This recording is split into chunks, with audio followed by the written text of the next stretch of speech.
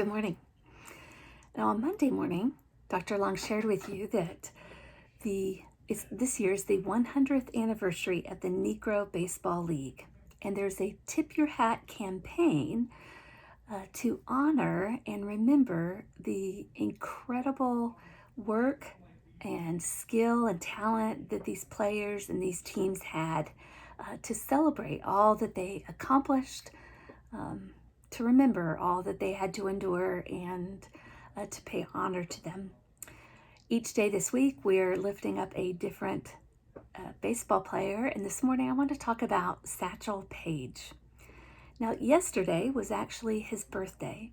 Leroy Robert Page was born July 7th, 1906 in Mobile, Alabama. He was born to a hardworking mother and an often absent father, and he was one of 12 children. Now, they lived in poverty, and times were really, really difficult. Most of all, they were growing up in Mobile, Alabama in the early 20th century. And so racism was just beyond imaginable.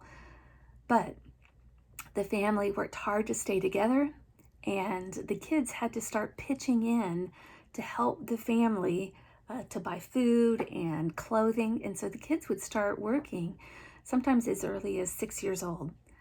Now, for Satchel, he earned his famous nickname because when he was a young boy, he went to go to work down at the train station. And the young boys could carry the luggage from the passengers, carry their luggage up to a hotel downtown, and they would earn 10 cents a bag. Well, Satchel learned that the more bags he could carry at once, the better.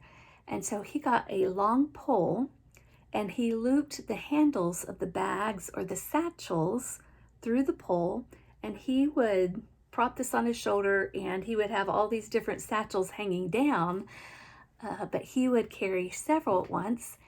And all the other boys made fun of him, saying that he looked like a walking satchel tree. And pretty soon the famous nickname stuck, Satchel Paige. Well, shortly after he turned 12 years old, he was sent off to reform school, a segregated reform school. And of course, that was very difficult. He wasn't really able to see his family during that time because his mother couldn't take off work, and it was difficult to find a way to get to the school. It was a couple hours outside of Mobile. And so for a lot of that time, he was on his own. But there was a teacher at the school who really saw promise in him. Now, Satchel had loved baseball, but he didn't really play any kind of organized sport. And so this teacher was a coach and taught him how to play. He taught him how to pitch.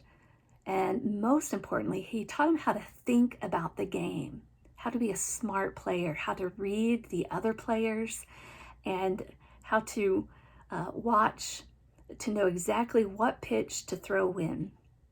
Well, after 5 years, his skills had really improved.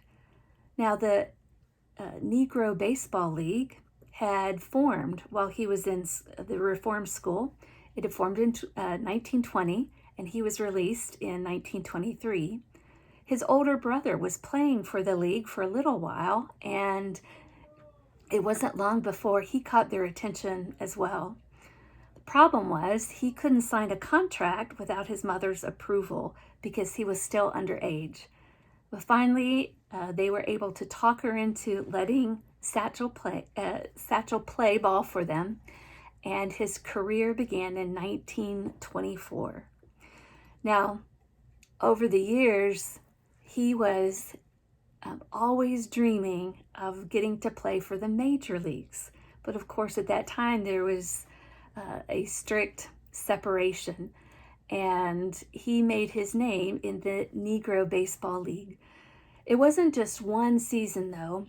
He found different teams. He was farmed out to different teams for different seasons. That was very commonly done then. A team would need a pitcher for a season, and he would be sent there, kind of loaned out. Well, he was playing for different leagues at different seasons, and so he was playing baseball, pitching, spring, summer, fall, and winter.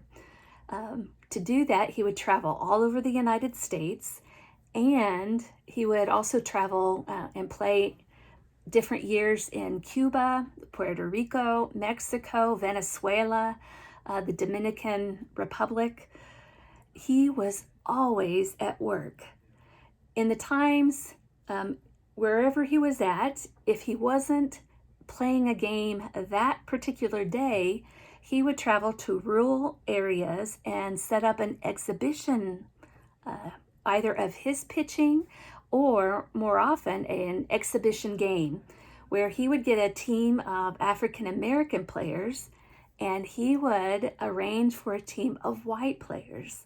And one of his opponents, they had a feud going throughout the years, a friendly feud, was with Dizzy Dean, who was a major league ball player.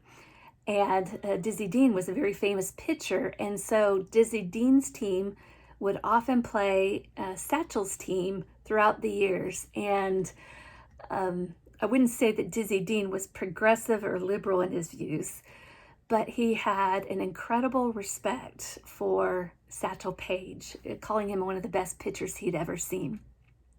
Now, those exhibition games is called barnstorming. Those exhibition games accomplished a couple things. First, they earned them money for all the players. They earned more money through barnstorming, these exhibition events, than they did with their league contracts. And so not only himself, but he helped a lot of other players earn much needed money. But secondly, he was setting up the first desegregated desegregated baseball games. And he was helping to pave the way for sports, not just baseball, but for all sports to become integrated. And it was an incredible feat. And the white players loved playing against him. And it wasn't just integrated on the fields, it was in the stands as well, because white fans would come to watch as well as black fans. And so in the stands and on the fields, you would have this mixture that was being denied elsewhere. Satchel Paige was part of making it happen years before it officially happened. Well, finally, in 1947, Jackie Robinson was signed by the Brooklyn Dodgers. And, that was difficult for Satchel Paige because he had worked so hard and he had been at it longer, which was why they chose a younger player. He was really disappointed though, but he came around and talked about Jackie Robinson being the best player he had ever seen.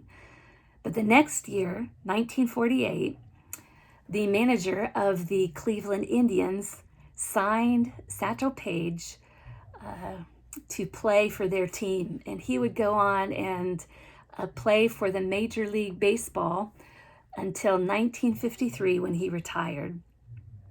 Now, after that, he would do some exhibition, but he didn't really play for any teams until 1965 when the manager for the Kansas City A's arranged kind of a special game where Satchel Paige would be put on exhibit and he would pitch 3 innings.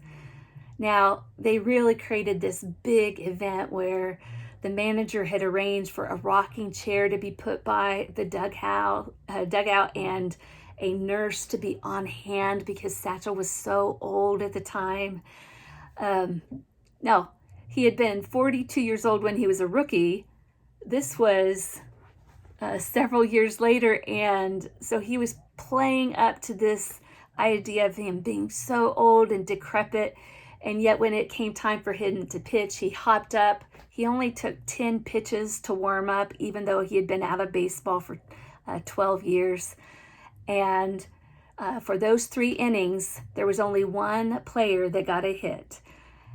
He threw 28 pitches for 9 outs. And the local papers, there was a headline in the local papers that said, "Gimmick, yes. Joke, no." Satchel Paige would go on after that one game and continue to make a difference. He had an incredible record. I want to read to you some of the stats of his life. He was elected to the Baseball Hall of Fame in 1971. Now, he had started his career in 1924, and he would retire in 53. He was playing for over 29 years, although he would play in exhibition games and travel and have different ways that he would show off his pitching for 41 years. He claimed to have pitched in over 2,500 games, which seems inconceivable, except if you remember that he was playing for 29 years in every season of the year. And that would be unbelievable for any kind of baseball player, but especially for a pitcher. He claimed that the more he pitched, the stronger he got, and so he never worked out on his own. He started 29 games in 1 month when he played in North Dakota. He claimed that he won 104 out of the 105 games that he pitched in 1934. He had to keep his own records because the Negro Baseball League often didn't have statisticians to keep all the different stats for any particular game. Joe DiMaggio called him the best and fastest pitcher he ever faced. When he started for the Indians, he was the oldest rookie to ever start in Major League Baseball. When he pitched those 3 innings for the Kansas City A's, he was the oldest player ever to play in Major League Baseball. He didn't commit a single error in 179 Major League games. And my favorite story of all was when one summer in 1965, he was hosting some exhibition games in Alaska. And the plane that had arrived just before Satchel's plane was carrying the former vice president, future president at that time, Richard Nixon. Richard Nixon was on a trip to go to Vietnam and was stopping there. And he saw all the balloons and the signs on the runway, and he wondered how anybody knew about his secret mission, but quickly realized that they weren't for him. And so he asked and found out that Satchel Paige was coming. And Nixon apparently was quite the baseball fan, and so he waited around just to meet Satchel. And when Satchel's plane arrived, Nixon welcomed him and said, "I've always wanted to greet a celebrity." And he apologized that he wouldn't be able to stay and watch the exhibition game, but he wished him well, and Nixon continued on his trip. Those were the kind of things that happened because of Satchel's hard work and dedication and travel schedule. He was a man that persevered to make his dream happen, but he had incredible endurance to play all those games for all those years, to stay strong. Now, he kept chipping away at the barrier that was so racist to divide players in sports, and he didn't get to enjoy all the fruits of his labor, but many others did. He had an incredible life because of his work ethic, because of his personality, and because of his perseverance. He has set us a great example, not just in sports, but as a human being of incredible strength, all that he had to endure and all that he accomplished. And so today, I tip my hat to Satchel Paige for his accomplishments, and so that we might remember him. I give thanks for his life, and I hope that all of you have a great day today. Take care.